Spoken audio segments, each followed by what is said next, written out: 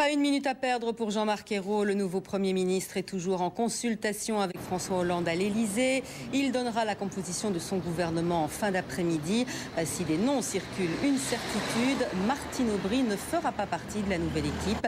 Ce matin, Jean-Marc Ayrault a pris possession de Matignon après une passation de pouvoir sans fioriture. À Matignon, où l'on rejoint Laurent Desbonnets. Oui, une passation de pouvoir plutôt sobre, rien à voir en tout cas avec le cérémonial, avec le protocole minuté de la journée d'hier à l'Élysée. François Fillon et son épouse ont tout simplement accueilli monsieur et madame Ayrault en bas des marches de cet hôtel particulier ici à Matignon. Le Premier ministre sortant et son successeur se sont ensuite enfermés pendant une petite demi-heure à l'intérieur de leur bureau. Là aussi, pas de code nucléaire à transmettre, pas de secret d'État, simplement quelques discussions sur les affaires courantes. Puis eh bien, tout le monde est ressorti. Jean-Marc Ayrault a raccompagné François Fillon à sa voiture et puis il a pris la parole, une déclaration plutôt rapide et pour cause, le nouveau Premier ministre se dit très occupé. Écoutez-le. Je dois vous dire à la fois mon émotion et ma fierté d'exercer ces fonctions au service des Françaises et des Français.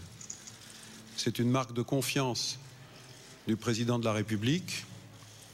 Et je dois dire que l'essentiel, c'est de se mettre au travail. Le gouvernement sera prêt et constitué pour la fin d'après-midi.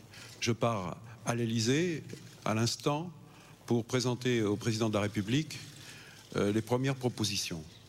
L'essentiel, c'est pour ça que le Conseil des ministres se réunira demain, c'est de se mettre très vite au travail, au service des Français, pour réussir ensemble avec eux le redressement de la France dans la justice.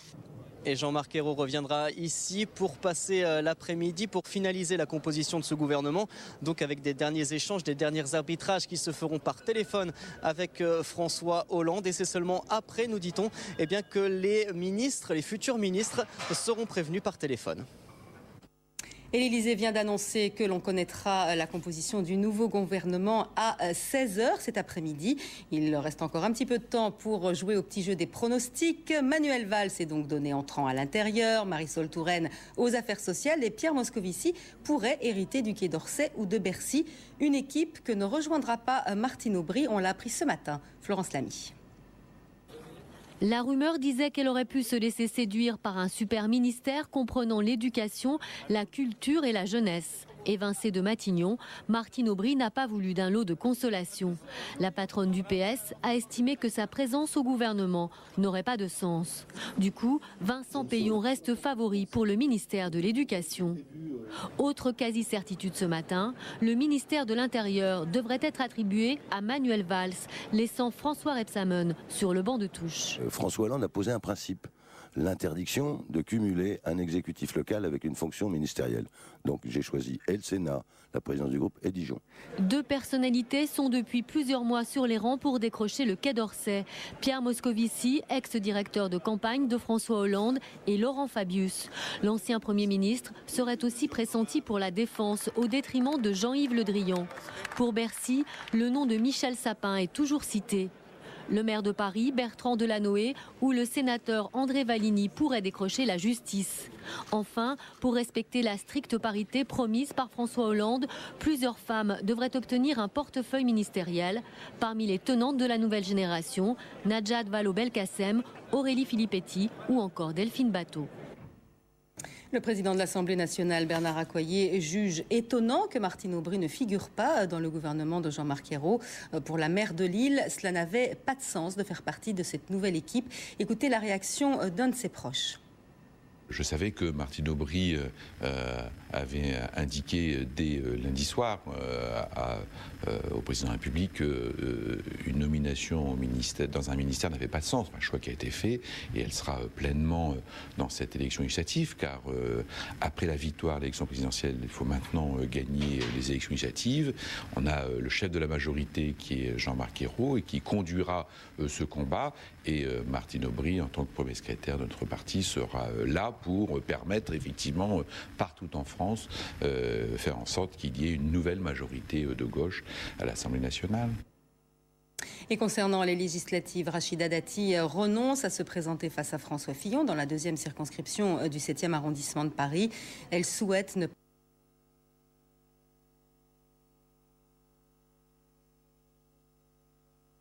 La justice souligne qu'elle jouit d'une légitimité incontestable dans cette circonscription.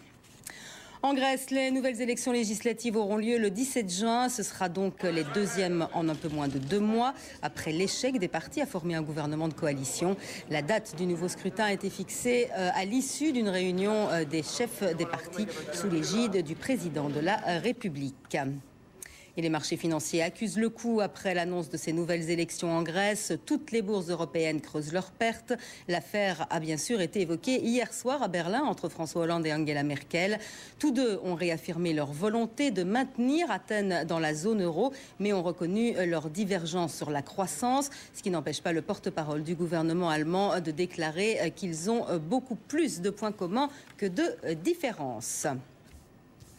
Ratko Mladic, impitoyable, il assiste depuis ce matin à la première audience de son procès au tribunal pénal international de la Yougoslavie et il se montre menaçant envers les survivants présents dans la salle. L'ancien chef militaire surnommé le boucher des Balkans est accusé de génocide, de crimes contre l'humanité et crimes de guerre pendant la guerre de Bosnie. Geoffrey Marin-Joris.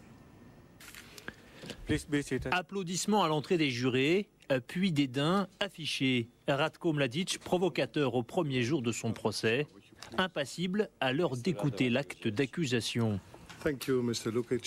Il a pris la responsabilité de réaliser, à travers la puissance militaire, l'objectif criminel du nettoyage ethnique de la Bosnie. Illustration de cette épuration, à Srebrenica, juillet 95. Ratko Mladic est le principal accusé du massacre de 8000 musulmans, hommes et garçons. Izudine était alors enfant. Il se souvient d'un général souriant sur cette photo lui donnant du chocolat, trompant déjà son monde. Comme tout le monde, je veux qu'il soit jugé et condamné le plus vite possible. J'espère surtout que le procès ne va pas trop se prolonger. Depuis sa capture il y a 1 an, l'ancien chef militaire des Serbes de Bosnie plaide non coupable. Le boucher des Balkans dit avoir défendu son peuple. Son avocat prévient qu'après 3 attaques cérébrales, Ratko Mladic, qui risque la prison à vie, ne pourra pas assister à toutes les audiences d'un procès prévu pour durer 3 ans. Total a annoncé ce matin la fin de la fuite de gaz qui s'était déclenchée fin mars en mer du Nord sur sa plateforme d'Elgin. Une opération de colmatage n'avait pu être lancée qu'hier pour cause de mauvais temps. Cette fuite coûtait 3 millions de dollars par jour à l'entreprise. Ce sont les 24 marches les plus regardées du monde pendant 10 jours. Bien sûr, ce sont celles du Palais des Festivals à Cannes. Comme tous les ans à la mi-mai, une pluie d'étoiles défile sur la Riviera. Ce soir s'ouvre donc la 65e édition du Festival du cinéma. 22 films sont en compétition pour la Palme d'Or. Du travail pour Nanni Moretti et son jury. Et un peu de stress pour Bérénice Bejo, maîtresse de cérémonie. Évangéline Barbarou et Élise Itreux sont aussi sur la croisette. L'an dernier, Bérénice Bejo montait les marches pour The Artist. Cette année, elle enchaîne les interviews pour son nouveau rôle, maîtresse de cérémonie, et elle en découvre le stress. Quand on est derrière la porte, la fameuse porte qui va pour s'ouvrir avec la fameuse musique qu'on connaît tous par cœur, il y a quand même une trouille, vraiment qu'on ressent très forte. Je crois pas que je pourrais me casser la figure en fait. Je sais pas pourquoi.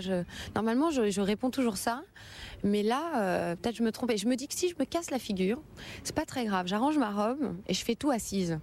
Je pense que ça fera quelque chose de très différent, de très nouveau, de très original. Nouveauté aussi pour Diane Kruger. L'actrice franco-allemande avait été maîtresse de cérémonie en 2007. Cette fois, elle fait partie du jury. C'est quand même une responsabilité, sûr. C'est sérieux, là? C'est sérieux, ouais. On rigole pas. Hier soir, les 9 jurés ont fait connaissance. Pendant 10 jours, ils verront ensemble 2 à 3 films par jour.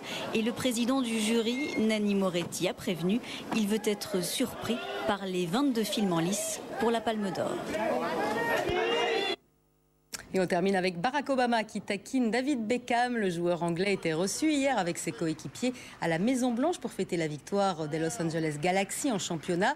Et le joueur de 37 ans a subi les gentilles moqueries du président américain, notamment sur son âge. Écoutez.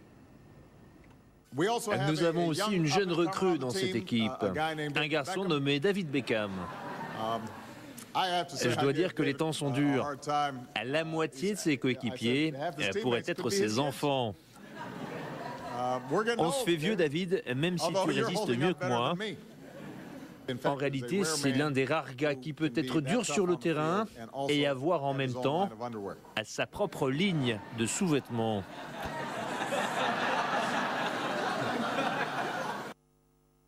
Restez avec nous dans un instant, un nouveau journal avec Magali Lunel.